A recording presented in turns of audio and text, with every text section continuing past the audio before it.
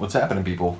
Back with another reaction, back with some more punk rock, and we're back with some more Dead Kennedys. Indeed, I mentioned when I did the reaction to Where Do You Draw the Line from their Bedtime for Democracy, that I realized I had not yet reacted to a tune from their very first album, Fresh Fruit for Rotting Vegetables. So that's what we're here to do.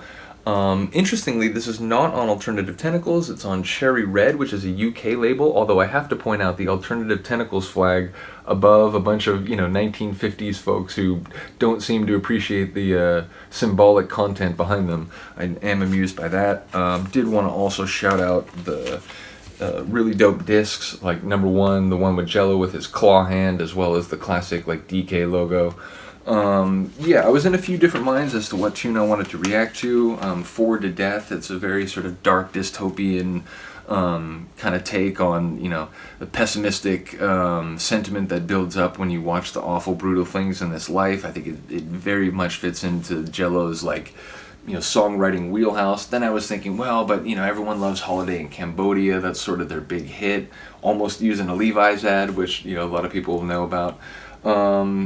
But then I thought, well, then there's Kill the Poor, which it's that contrast. I did a reaction to a Dogshite tune called Soldier, and it had this contrast with the lyrics are sort of like melancholy and sad and dark, but the song itself is sort of bounding and bright and cheeky, and I really enjoyed that contrast. Well, Kill the Poor by the Dead Kennedys is very much the same thing. It has a kind of like bright, fun, kind of two fingers up in the air sort of feel, but it's about, sort of a dark reality and sort of a penchant of governments and cultural authorities to sort of like feed poor people into the meat grinder, if you will. Nevertheless, I eventually decided that Police Truck would be a good one to react to. Not only is that also a popular tune, I think a lot of people know it. Maybe some people through the original Tony Hawk video game, which for the record is the only Tony Hawk I played, but I did play that one a lot. Was fairly good at it, dare I say. But nevertheless, I think a lot of people may know it from there. Again, it's a sort of dark dystopian interpretation of the worst abuses of law enforcement. I'm not going to get into a big controversial talk here. I will just say that, it's been a hallmark of American history that in different places there are communities often marginalized and oppressed in other ways, but who often do not get the same level of civic respect and what's the right word? Harmony from local law enforcement, and if anything are viewed with hostility. Excessive force may occur. Maybe sex workers or people who are particularly vulnerable from multiple sides. There are cases where even they've been taken advantage of by unscrupulous members of law enforcement and so on. So again, I'm not going to get into a big controversial thing. I get it. There are a lot of good cops out there who do really hard jobs and deal with genuinely violent and or mentally erratic people. I get that.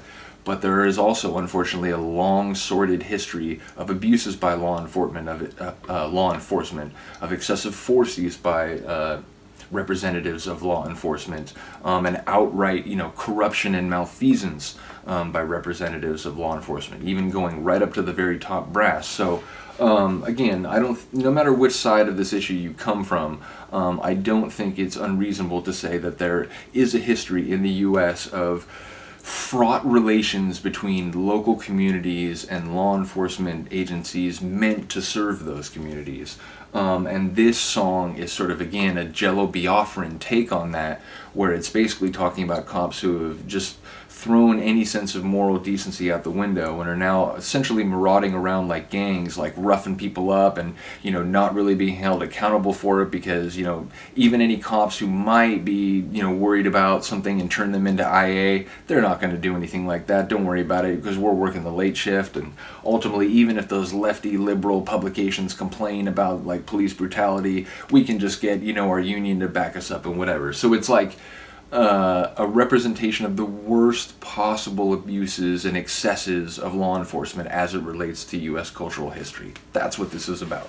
So here we go. This is Police Truck from Dead Kennedys on their Fresh Fruit for Rotting Vegetables on Cherry Red. It says this was published between 80 and 81, so I don't know exactly. It's 2 discs, so let's say this came out, the second disc came out 81. I don't know if they were released separately originally. This, when I got this in the 90s, it was a double disc, so, but it does say published between 80 and 81. Nevertheless, here we go. This is Police Truck by the Dead Kennedys.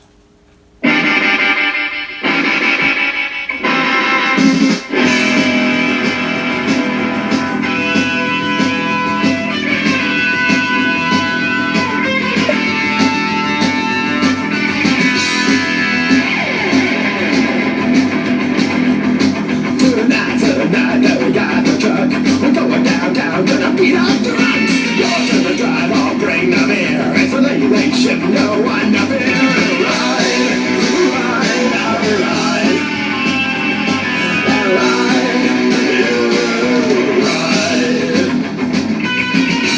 It's hard not to think of Tony Hawk, it really is. We're gonna drive one screaming off the street and ride. Got a black uniform and a silver badge. Play cops for real, play cops for pay. Let's ride.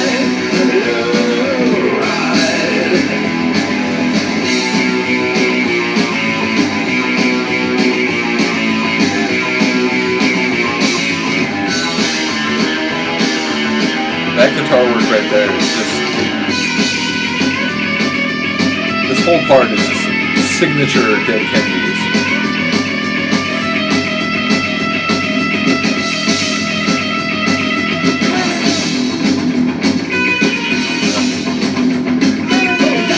Dresses are kicking the ass. Let's beat your balloon till you're shit in your pants.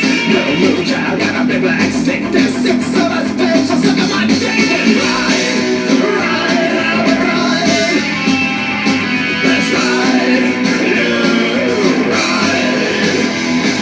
When there's newspapers by the wide of it, about the guys at the station, they don't give a shit.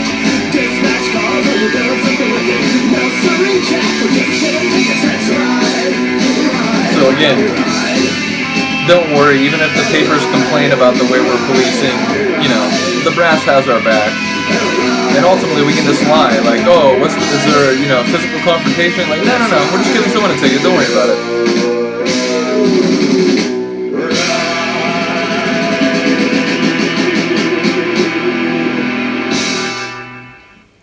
Yeah, it's a great tune. I mean, it's, you know, a sad tune lyrically, but it's definitely got that classic sort of gritty, you know, up to no good sound, which obviously, like, you know, embodies some of the themes very well.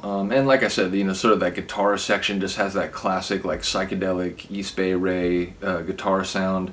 So yeah, it's a tune that it makes a lot of sense to me that it became a big hit for them, because it really just sort of captures that sound that they were putting out in the early days. I do think it's interesting. By the time you get to Bedtime for Democracy, I do think they had a notably evolved sound. Not that it was crazy different, but I think it had evolved. Like when I listen to this, it does sound very different from a song like Where Do You Draw the Line?